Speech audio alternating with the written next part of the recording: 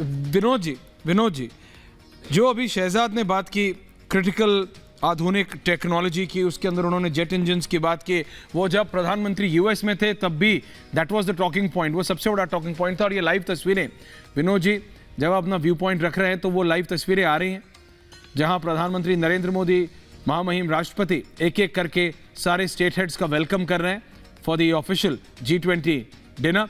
विनोद जी, अब मैं चाहता हूं वो लाइव तस्वीरें चलती रहेंगी, लेकिन मैं आपका व्यू पॉइंट जानना चाहता हूं। आपने रामकृपाल जी को सुना, शीतल जी को सुना, शहजाद का जवाब सुना।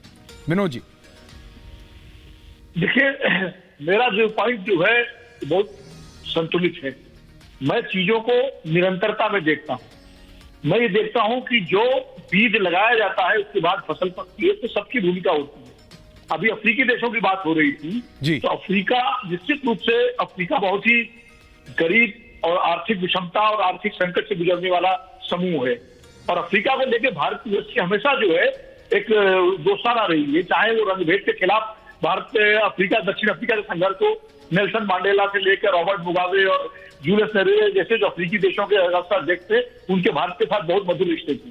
मैं बहुत ज्यादा पुरानी बात नहीं कहूंगा, शहजाद जी की पार्टी की सरकार थी, यानी भारतीय जनता पार्टी की अटल बिहारी वाजपेयी की, और उस वक्त doctor Murli Manohar Joshi HRD minister थे। उनके समय में विकासशील देशों में तकनीकी ट्रांसफर हो, इसको लेके एक सम्मेलन हुआ था दक्षिण अफ्रीका में, और डॉक्टर मसलेकर जो है वो इसके जो उस वक्त CSIR के महानिदेशक थे, उन्होंने इसकी पूरी भूमिका बनाई थी और डॉक्टर जोशी ने इसको ओके किया था। और उस वक्त आज जो अफ्रीकी यूनियन हमारे साथ आया है, इसका बीज उस समय पड़ा, और उस समय अफ्रीकी यूनियन के देशों को जो है भारत ने सहयोग का वो दिया, और पूरे तकनीकी ट्रांसफर को लेकर के विकासशील देशों के बीच में जो है एक सहमति बनी थी। तो ये चीजें इसी तरह आगे बढ़ती हैं। आज उसकी परिणति, जो बीज उस समय पड़ा, उसकी परिणति आज अफ्रीकी यूनियन के G20 को G21 बनाने के रूप में हुई है। तो मुझे लगता है उसको भी याद करना चाहिए।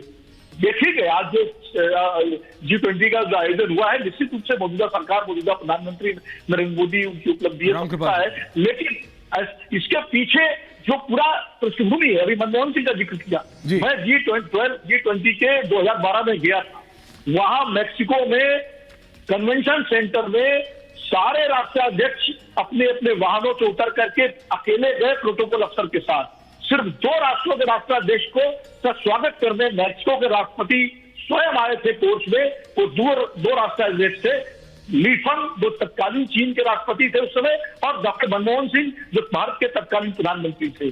और उनको, और उस वक्त ओबामा ने वहीं पर कहा था कि when doctor Manmohan Singh speaks the world listen. तो ऐसा नहीं है कि मतलब पहले बिल्कुल सब पूरा ही था और अब पहले भी चीजें हो रही है और अब भी चीजें हो रही है और बेहतर तरीके से हो रही है। देखिए, मैं समझता हूं कि मैं किसी पार्टी के साथ नहीं, मैं देश के साथ। नहीं, आप ठीक कह रहे हैं, मैं कभी नहीं कह रहा। वो तब भी भारत की इज्जत थी और आज ये जो हो रहा है वो भी भारत की इज्जत है। बिल्कुल, वो भारत की ताकत दिखाता है। अगर किसी ने ऐसा कहा तत्कालीन भारत के प्रधानमंत्री के लिए, तो ऐसी जगहों पे दलगत राजनीति करना ठीक नहीं। एक वाक्य मैं आ रहा हूं शहजाद, एक नहीं 2 वाक्य बोलिए।